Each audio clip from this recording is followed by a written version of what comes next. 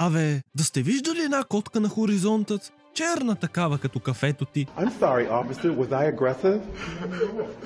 Носи червена островърха шапка, което подчертава, че не е излезна от Хари Потър фазата си. А защо ви питам? Защото в една година тоя бандито с мустакато с 2 пъти се укрива от YouTube, все едно са го обвинили в педофилски наклонности.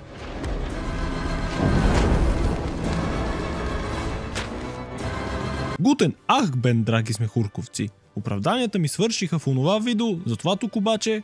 Абе, бао си е мамата. Ама не по забавния начин. Бях на люлката на живота. Тъжна Наруто музика.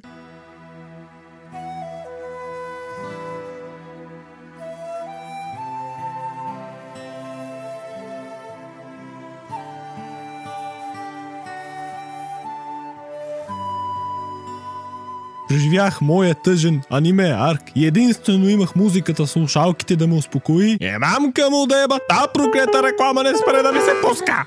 Вие що смятате, че ако слуша музика, то ще искам да се уча да дръкам с укулелето и да духам на флейтата?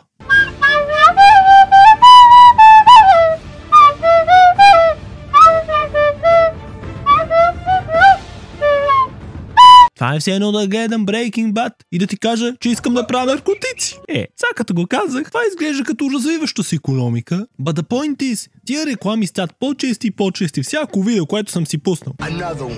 Чувстваш ли се, че днес имаш хъс и кураж? Пробвай се да си пуснеш YouTube видео от Discord. Коркоци. Там дори не ти дава опцията да прескочиш рекламата. Проблемът не е в едната реклама. Проблемът е, че именно никога не е една. Като на легалните мигранти.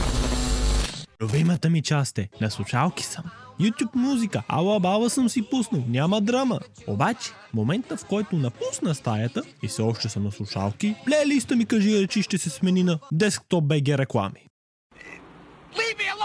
На работа или уроци, предлагаме ти Acer Aspire 3. Лесно преносим и перфектен за ежедневие. Storytel са ми такива убавци. Пусни ми 10 пъти рекламата за аудиокнига на Гари Мопър и стаята на комарите. Аз нищо не знам за този недооценен франчайз. Моля ви, разкажете ми още за него. Чакам да бъде още веднъж рекламиран. Лек апдейт. YouTube може би ще пускат реклами, когато сме оставили видеото на пауза. Ако не виждате проблем в това, разбираемо. Просто означава, че не можем да сме приятели в този живот. Обаче аз, който спирам на пауза видеото, за да прочита нещо важно или гледам туториал, ти горката компания, която ще решиш да ми закриеш кое винче трябва да се махне при отварянето на лаптопа. Сигурен съм, че няма да има никакви последствия. Обаче най-малумното е да ти се пусне реклама за приложение, което вече си свалил. Тъпо е за мен, ама и тъпо за тях. Значи те са дали чувал с пари, за да ми покажеш да си сваля Revolut. Въпреки, че аз вече имам Revolut. Тия реклами не трябваше ли да са таргетирани, бе? Защо ме питаш дали искам вода, докато пия вода? Всичките ми пари са там, това не ви ли е достатъчно? Но по-голямите смешници са ДСК. Кой човек, живееш в България, не знае какво е ДСК? Колко хора имат дебитни карти и една от тях не е на ДСК? Защо аз и вие си губим взаимно времето с вашето невежество? Ако мога да ви попитам, разбира се. No. Имам късмет, че поне не ми се пускат реклами за казина. Браво за YouTube!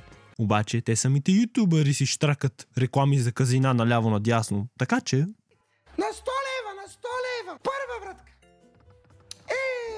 Добре! Втора вратка! Добре, плати! Това е демо! Щастливия край на историята е да си пусна адблок и да живее в хармония с 4-те елемента. Ама Google има какво да каже за това. Обаче аз имам какво да кажа. Що за странен фетиш са тия реклами, които не мога да прескачам? Не сте ли играли унази игра с динозавър? Обичам да прескачам неща. Ама Google са fuck you, няма да прескачаш нищо. И следователно ти чупат краката. Да, наясно съм, че този сайт не може да съществува без реклами. Ама да ми пускаш такива, които не мога да скипна, е все едно да ми посочи среден пръст, я да излезна лоша, че съм ти отвърнал строен капан. Горко ми да си пусна аниме клипче от YouTube. О, ама ти се интересуваш от рисунки, аз имам реклами!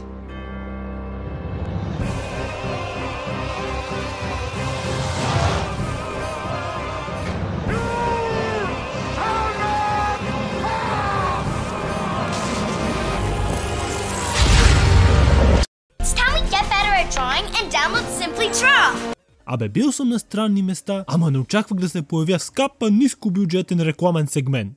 Довиждане! Ама чиче, това че гледам Том Круз не значи, че имам желание да се качвам на движещ се самолет и да каскадирам в болничното легло. Много се филмирах, което означава, че се приближавам до ролята на ютубър. Нямам търпение да започна да продавам бокуци на хората, за да изкарвам джобни. Кое ще е първото? Повърня в опаковка за ядене или тениската от Алиекспрес за левче и да я закръгля на 20? После и да лъжа хората. Топ колите, брат! Трябва да знаете, че след като съм ви измамил, винаги може да се облегчите с бат Георги, задушавам се. Но fuck you, реклама на Ардес. И да не забравяме, пускат ми реклама и после ми предлагат YouTube Premium.